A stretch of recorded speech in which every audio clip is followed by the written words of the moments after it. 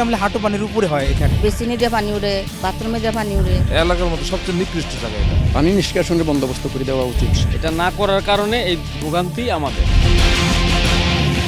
বসবাসের অযোগ্য হয়ে পড়েছে রাজধানীর যাত্রাবাড়ি থানাধীন ধলাইপাড়ের সিও কলোনি। ঝুঁকিপূর্ণ পরিবেশ, ভেঙে পড়া অবকাঠামো আর দীর্ঘদিনের অব্যবস্থাপনায় মানবেতর জীবনযাপন করছেন এখানকার বাসিন্দারা। কলোনির ভেতরে প্রবেশ করলেই চোখে পড়ে অবহেলার চিত্র। ভবনগুলোর দেয়ালে ফাটল, খসে পড়ছে পলেস্তারা, কোথাও কোথাও ছাদের রড বের হয়ে এসেছে। যে কোনো সময় বড় ধরনের দুর্ঘটনার আশঙ্কা করছেন বাসিন্দারা। বিল্ডিংগুলো এগুলা খুবই নর্মাল, মানে একটু কিছু হলেই প্রবলেম, মানে কখন কি হয়। ভূমিকম্প আসলে এটা আরো মনে হয় যে খুব একটা খারাপ অবস্থা হতে পারে। প্রশাসনের পক্ষ থেকে কলোনির একাধিক ভবন বহু আগেই পরিত্যক্ত ঘোষণা করা হলেও এখনও সেখানে বসবাস করছে বেশ কয়েকটি পরিবার। অভিযোগ রয়েছে এদের অনেকেই কলোনির বৈধ বরাদ্দপ্রাপ্ত নন। বাইরে থেকে এসে স্থানীয় কিছু প্রভাবশালীর সঙ্গে যোগসাজশে অবৈধভাবে বসবাস করছেন। প্রশাসন এই ভবনটিকে পরিত্যক্ত ও ঝুঁকিপূর্ণ ঘোষণা করলেও এখনও এই ভবনের বিভিন্ন ফ্ল্যাটে বসবাস করছে একাধিক পরিবার। জীবনের ঝুঁকি জেনেও তারা অনেকটা বাধ্য হয়েই এখানে থাকছেন বলে জানিয়েছেন। দীর্ঘদিন ধরে কোনো সংস্কার কাজ না হওয়ায় ভবনগুলো জীর্ণ শীর্ণ হয়ে পড়েছে। চলাচলের অনুপযোগী হয়ে পড়েছে কলোনির ভেতরের রাস্তাও। এটা তো বসবাসের উপযোগী না, এটা তো আপনারা দেখতেছেন। ঝুঁকিপূর্ণ তো হাস আছে, এটা নিয়ে তো তারা থাকতেছে। বাসার ভিতরে পানি ঢুকে যায় এবং খুবই, মানে ওই টাইমটা একটু রিস্ক। একদম আপনার মূল গেটের থেকে একদম মসজিদে পর্যন্ত অনেক পানি থাকে। এই মসজিদে যাওয়ার জন্য মনে করেন এখানে এই বস্তাগুলো দেওয়া হয়েছে যে পানির উপরে দিয়ে যাতে যাইতে হয়। সবচেয়ে ভয়াবহ অবস্থা পয় নিষ্কাশন ব্যবস্থার। ড্রেনেজ ব্যবস্থার মারাত্মক দুরবস্থার কারণে সারা বছরই রাস্তায় নোংরা পানি জমে থাকে, যা স্বাভাবিক চলাচলে চরম ভোগান্তির সৃষ্টি করছে।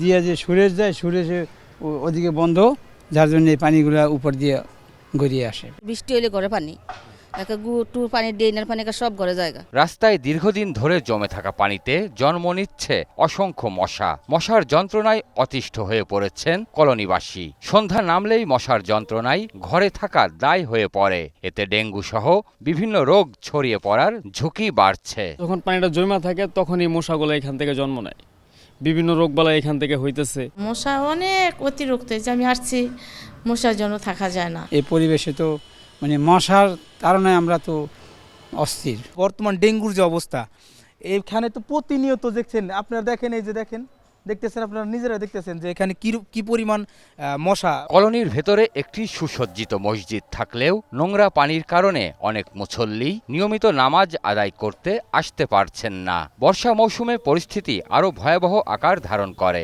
চতুর্পাশের যে কন্ডিশনগুলা, বাহিরের লোকগুলা জামাতে আসতে গেলে নাপাকি পাড়ায় মসজিদে আসে।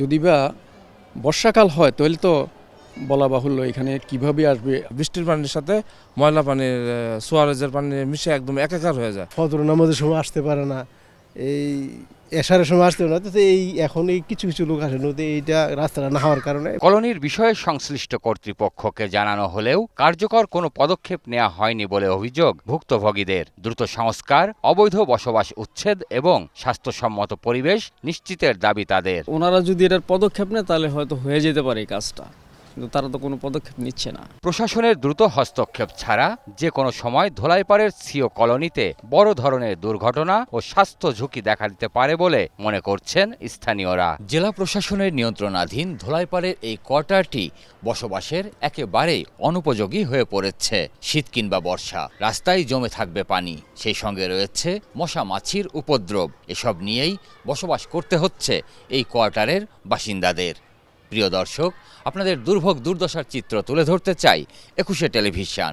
আপনাদের যে কোনো ভোগান্তির কথা জানাতে ফোন করুন এই নম্বরে।